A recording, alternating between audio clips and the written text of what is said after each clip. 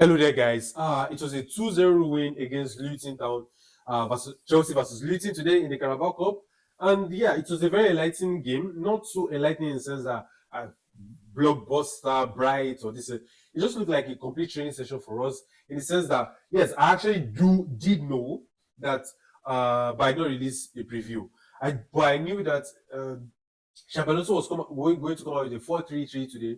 Because first of all, the resting of players, not so much resting of players, and also the fact that maybe he can test something else and the squad that is available on the bench and what they can help him out with. But I actually did expect it to be a 4-3-3 in the sense that it would be a three-man midfield. Now, three-man midfield of probably we see Caicedo, then we see Valentin Bako, and then we'll see on the right mid, I was expecting to see Giovanni Quenda. And then as the right winger, I was expecting to see Estevao. But that was not what happened today. He had a different plan for us. We saw Chavaria, the left back, Lacroix centre back, Achepong right centre back, and right back. We saw Gusto. Then in the midfield, we had midfield pairing of Bako and Rich James. And in the number 9, I was actually surprised to see Cole Palmer. I thought we would have seen someone else, probably maybe João Pedro, and then in the number 9, we'll see Danny Welbeck. Danny Welbeck or what's the name of this guy? Manuel Emega. On the left wing, I was actually also surprised to see Morgan Rogers, but I think he also put these two players, Morgan Rogers and Palmer, there because of match fitness, probably to get them enlightened, play more games, because these are the two most important players. The two inside 10 is actually main 3-4-3 formation. And also on the right wing, we saw Estevao, and then in number 9, we saw Welbeck. And in goalkeeping, we saw Mike Penders. And talking about goalkeepers, we're actually going to get to it in this video because we've said a new goalkeeper as Dibu Martinez, the Argentina goalkeeper. But I actually do have some few things to say about him. I actually do have a few things to say about him. I was in some comment sections and some people were really attacking me about some things I actually do thought about him. But please, guys, make sure to like, share, and subscribe as you've gotten to this part of the video. And also wait till my actual thoughts about Dibu Martinez, Emiliano Dibu Martinez. So let's get into the game. Right? In the game, it was actually very nice, as I said earlier on. It looks like a training session for me. The players were looking like, oh, they wanted to do some tactics, they wanted to do some building up together, they wanted to understand how each other moves together. And actually, it's something I've seen actually in the past with other players, with other coaches, someone like Imaresca, even we are not actually, with Chelsea fans have actually promised ourselves that we're not going to mention his name, but you guys know who, LR. But it's something we've actually seen in the past where we play lower league competitions like this, or Carabao Cup institutions like this, and then all you see is not just going for the goal. All we wanted to do is understand each other, understand the players should understand each other, and then give match fitness and continuous match play for some first team players. Now, I was actually very happy to see Lacroix with Achepong. I think I've said it earlier already, that Achepong looks more stable. Like sorry, I don't think I'm supposed to say stable. Like it looks more in the game. Like he actually knows what he's supposed to do. And I think it comes in the period of Lacroix because with other people, we've seen that Achepong was actually good. We've seen the capabilities of him. And it's even got me annoyed to the extent to sometimes that I actually did think he should have gone out on a loan to a club where they are going to play him consistently in the league or in their league, wherever he goes to, because it's going to be with a more elder player for sure. It's not going to be a Chelsea where there are all these young players. And he's going to play with more experienced players and he's going to get that match fitness, game sense, and all of that awareness. But now that he's in the squad, it's actually very interesting for me to see playing with Lacroix. And I actually would want to see in more future pairings. Lacroix and Achepong look so good at the moment. Now, with Rich James also in that midfield, it actually solidifies this thing. But one person I was actually excited to see was Valentin Bako. And Valentin Bako, actually, today, a lot of people on the internet have been saying he's supposed to be man of the match. And I think also I saw on Footmob that is actually 8.3 man of the match rating together with Achepong. But in some ways, I saw him give the boy sometimes, but he has that match awareness. He has that combination. And let's be frank, he plays kind of like Enzo Fernandez. Only that he's a little bit quicker. I think he's a little bit quicker. I don't know about you guys. Tell me guys what you think in the comment section down below. Please don't forget to like, share, and subscribe. And Valentin Bako looks so good. Looks, just like I said, training session and getting match fitness. That's what it did look like today. And I think it's someone in the future that Xabi Alonso is probably going to seek to use in cases where we need to attack more. Because all I saw was an attack-minded kind of player.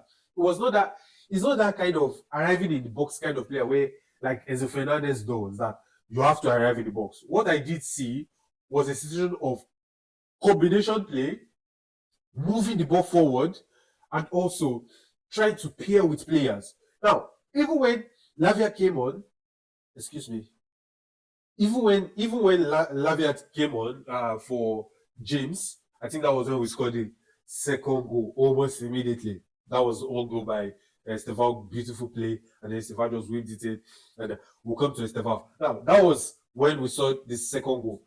With Lavia, I even saw more progressive play for Barco, made it possible for him to move forward. Now that is the kind of two midfielders that these two midfielders are kind of similar in a sense, only that Lavia looks more. He has the ability to be able to hold that midfield because of his physicality, but he's an injury-prone player. So we're just praying that Lavia can get fit and can keep being fit because he came on the 67th minute and at least get his legs working, let his legs get used to it, continuous play and all of that. Welbeck, a lot of people where I've just checked the internet recently and then I've seen people saying Welbeck was not visible in some part of the game.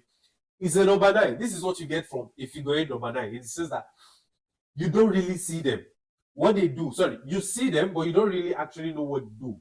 But what they do is that they hold defenders, and then they keep defenders busy. They don't leave that place and they begin to try to want it to do link play with you. That's not actually what they want to do. What they want is get the ball to them and let them shoot, or cross the ball to them and let them head the ball into the net. And that was what we saw today. Beautiful header, gave us or showed to us what we've been lacking as what we've been lacking in the traditional number 9 or in the figure 8 number 9. So like Danny Welbeck, which the 4-3-3 is actually going to very help him so much because in a 3-4-3 he needs to track back and he's old, not too old, but for him to be tracking back is going to be a very big problem. So Rogers also, I've talked about Rogers, doesn't look too in game. His game sense looks really done. I think probably it's because of the World Cup, going to the World Cup, not having so much time to rest and all of that. I'm not going to put it to him so much, just like the way I did to the players last season. I didn't put it to them so much because of the Club World Cup, but I was actually frustrated because the more it goes on in the season, you're actually meant to just forget about the fact that, oh, yeah, lack of rest, and then just focus in the season. I say, okay, when I finish this season, I'm going to get the rest, which was why I actually loved Enzo Fernandez more. And looking at Enzo Fernandez, he seems to be going to Man City very soon. He was not in the match squad today, and I don't really look too much into it. But a lot of people have already started saying it looks like he's going to leave, and they've already bid over 110 million plus, no, 170 million plus 5 add-ons or something like that. Chelsea will probably accept that because it's more than 120 million in total. Good luck to Enzo Fernandez. When he leaves, we'll probably do another video, make another video about Enzo Fernandez. And Chavarria looked solid, he looked normal, he looked good. Gusto is doing what Gusto does. Looks good sometimes and looks bad another time. Looks normal another time, looks world class another time. But going to all this World Cup, he has played a lot of competitions, he has played a lot of minutes, both for Chelsea and for France. And I feel and I think that this should actually have given him a lot of confidence and a lot of match awareness and a lot of experience, and then let him grow. He's still really young, 23 years. So I don't know, probably because there are no bids, there was no briefing about Gusto leaving Chelsea this summer or anything. You can be surprised because there was also nothing like that for Cucurella, although there were hints. But this one, there are no hints about Gusto. A lot of people have said they want Gusto to leave, but if Gusto leaves, we'll not really have a right back. We only have Marco Palestra and Neto and Achempong and Rich James. Rich James is not trusted because of injury and is used more in the midfield recently. Achempong is playing more of right centre back, and like that right centre back situation profile, even in the three at the back, still right centre back. Marco Palestra, I don't know, I think he's a little bit injured, but he's more of a right wing back. His defensive capabilities is not so strong anymore. But that's just it. We don't play a very tough league competition. Luton, I actually don't know them very much. I know the club. I did follow the club a lot last season and the previous season. So for 2 seasons I've been following them. And yeah, so that's it for me in this game. Just looked like a training session. Everybody did the needful. Beautiful goal from Welbeck, beautiful goal from Esteval. Esteval does not, I've said it already, Esteval does not look too sharp, but he does not need to because he has Cole Palmer, he has Rogers, and he has João Pedro. He also has Welbeck and he has Emega in front of him. So he just needs to take it well, take it slow, and try to embed himself into the squad, try to understand what Xabi Alonso wants from him. And if he thinks he needs more game time, then he should ask for a loan. But I will not be subjected to Estefan going for a loan because if he leaves, we still have Giovanni Quenda and Neto. But we don't know what the future holds for someone like Neto and Giovanni Quenda because it's been said that Giovanni Quenda is supposed to go on loan or something like that, but we don't know. And now, coming to Emiliano Martinez. If you have stuck to this part, please thank you so much, guys. Make sure to comment down there in the comment section what you thought about the game, if you did watch the game. And tell me down there what you think about Emiliano Martinez to Chelsea. Now, Emiliano Martinez to Chelsea, a very good signing. Don't get me wrong. A very, very good signing. A very good goalkeeper. But the truth of the matter is, I think he's a Roberto Sanchez older brother. Like, he's just the older brother of Robert Sanchez. Like, Sanchez is young and he's old. Like, they do the same thing. Now, people complain to Sanchez about mistakes and his ability to distribute the ball.